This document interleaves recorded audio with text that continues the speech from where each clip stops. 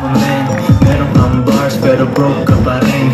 Race cars at mga dope na women. Kung wala ka niyan, pwede mo namang kunin. Wala kang palusin kasi madami paraan. Pangarap maliit, pati ka. Mga batang Tondo, magandang gabi sa inyong lahat. At ang balita ko, kanina pa kayong alas 6 ng gabi. E di wala nagsaing. Patay. Maraming titilapo na kaldero mamaya. Wala nagsaing. Wala din kakain. So hindi pa kayo kumain? Ha? Taas ang kamay na hindi pa kumakain. Huwag kayo mag-alala, lilipas din yan. Magandang gabi! Oh, nako, napaka-special naman itong lugar ninyo. Brain ninyo, 2 senador. Kaliit-liit ng lugar natin, pero dinalaw tayo rito. O, palakpakan naman kay Senador Jimmy Bundok. At ang ating minamahal na Senador ay may solusyon, si Amy Marcos. At mamaya, gusto niyo pa ng sorpresa? Ang laki-laki ng Pilipinas. Pero dito sa may haligi may nagpupunta.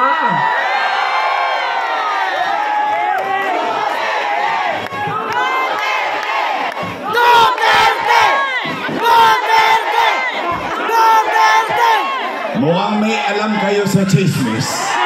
Ha? Talagang maraming marites sa Tondo.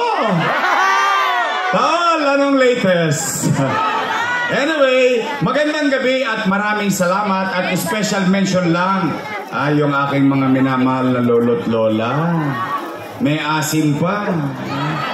Ay, special mention. Sa aking mga minamahal na senior citizen, I love you. O mamaya, antabayan na natin ang ating sorpresa. But for the meantime, mainit ang panahon. Nainitan kayo? Mainit na rin ang halalan. Nako, nagkakademandahan na. Nakita nyo si Awi. Nako, pati si Awi, dinamay pa. Huwag kang mag-alala, Awi. Mahal ka ng mga taga-Tondo. Sabay-sabay ta. Awi ng Tondo. Awi ng Tondo. Baka masaktan ka lang kay Awi ng Tondo. May bago ko pa rin. Anyway, maraming salamat sa inyo at mga nanay, tatay ko, mga lolo't lola ko, mga batang Maynila, pumanatag kayo.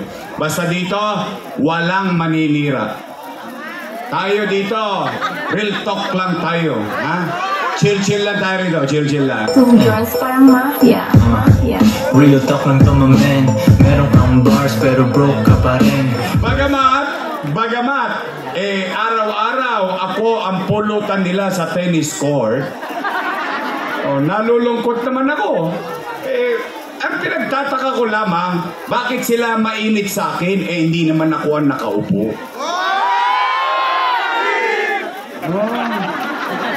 Ako ito maraming mga matatanda nandito. Sa tinagal-tagal nyo sa karanasan, sa eleksyon, hindi ba kayo nagtataka? Bakit? At yung isa pa, sa akin lang nakaturo, sila dapat managot sa taong bayan. Araw-araw na lang, ako pulutan, ako tanghalian, ako hapunan. Pasasakitin ang tenga ninyo, 3 hanggang 5 oras, magsasalita ron, ako lang ang topic. Tapos, magbibigay ng 1,000. Oh, 500. Tama ba? Oh. Bale, alam nyo, sa totoo lang ayan, bawal yan. Bawal na yan. Starting March 28 onwards, pagpasok ng local campaign, bawal na mamigay. Pero nakita nyo ba kung nagreklamo? Bakit? Naniniwala ko ang mga Manileño matatalino. Tanggapin nyo lang ng tanggapin. 1 bulid din yan. 5 kilong bigas din yan. Masasaing nyo din. Basta tatandaan ninyo, huwag nyo kaming kalilimutan. Ha? Huwag kayong magpapaakit sa mga akap, aiks, at tupad. At pag dumating naman ng tupad, tuparin nyo ang pangarap nila. Bakit? Pera nyo naman yun. Walang kahirap-hirap. Biri mo, kukuha ka lang ng wali sa may picture. Tapos na buto-buto. Hindi, pero yan binibiro-biro ko sa totoo lang. Hindi po maganda yan. But ako, panatag ang loob ko. Dahil alam ko naman, matatalino naman talaga kayo. Alam ninyo ang tama at mali. Nakakalungkot lang, imbis na ang sabihin nila ay bagay na ginawa nila at mag-ulat sa taong bayan, ang naging nangyari, ako ang topic nila. Araw-araw na ginawa ng Diyos. Pero, Nay, Tay, ito'y matanong ko lang kayo. Ang utang na loob ba dapat singilin? Di ba ang utang na loob ay binabayaran ng kusa? Nay, Tay, para sa akin yun ang marinig. Sa akin yun ang marinig. Ako, may utang na loob kay Danny Lacuna. Yan ay hindi ko kinaila, hindi ko pinagkait o itinanggi. In fact, alam nyo rin yan. Bilang ganti at pagtanaw ng utang na loob kay Boss Danny, inaruga ko ang kanyang mga anak. O tingnan po natin ha, para kayo na lang po ang maghusga later on. Tingnan natin. Una, Philip Lacuna. Nakaupo? Nakaupo. Pangalawa, Lay Lacuna. Nakaupo? Nakaupo. Pangatlo, Dennis Lacuna. Nakaupo? Pangapat, Dr. Fox Pangan, asawa ni ate. Nakaupo? At pagpasensya nyo na ako, sa tulong ninyo at sa awa ng Diyos, nakabalik ako. Yan ang una kong tatanggalin. Bakit, Yorme?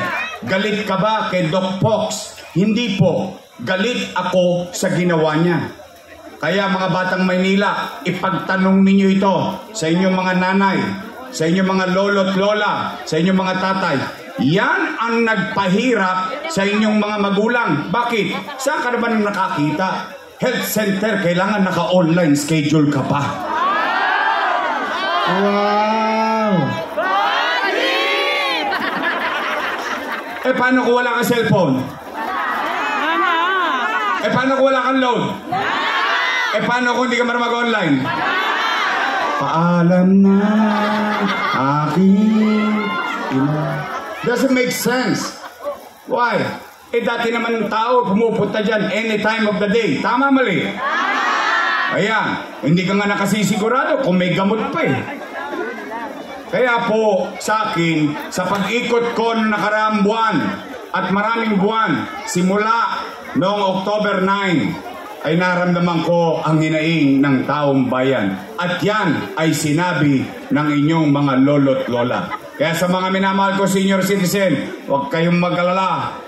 18 days na lang. 18 days na lang.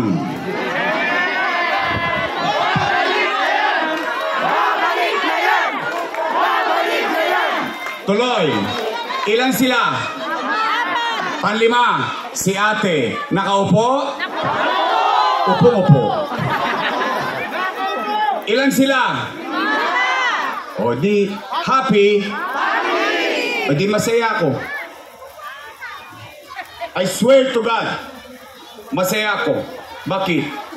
Sa maliit kong kaparanan at sa tulong nating lahat, napagtagumpayan ng kanyang mga anak yung pangarap nila sa buhay. Ngayon, itong mga taong to, kung sila'y tumupad sa kanilang tungkulin sa taong bayan o hindi, ay hindi ako para humusga. Taong bayan ang mag-uusga niyan. Ngayon, Yorme, tatanaw ka pa ba ng utang na loob? Ang sagot ko po, opo. Bakit? Pilipino ako eh. Ganon talaga tayo. Pinalaki ng mga magulang natin. Kaya lamang, may pakiusap lang ako sa kanila. Baka naman kung po pwede, sa ibang bagay na lang ako tumanaw ng utang na loob. Bakit? May utang na loob din naman ako sa taong bayan. Kung wala ang Diyos at wala kayo, wala din naman ako sa kanilalagyan ko ngayon.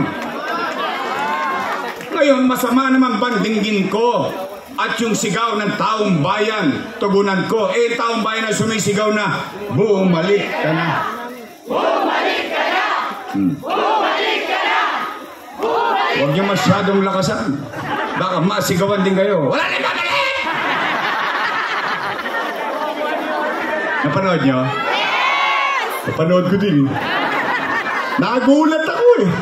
Para ako syotang pinalaya sa bahay. Ito, damit ko! Lumayas ka! Huwag ka nang bumalik! Nagagalit. Bakit sila nagagalit? Hindi naman nila pag-aari ang pwesto na yan. Pag-aari yan ng taong bayan. At in fact, pag ikaw, isang leader, ginampanan mo ang tungkulin mo sa taong bayan, sunumpa mong tungkulin ay inayos mo kahit hindi ka na makita ng tao, iboboto ka ulit ng taong bayan.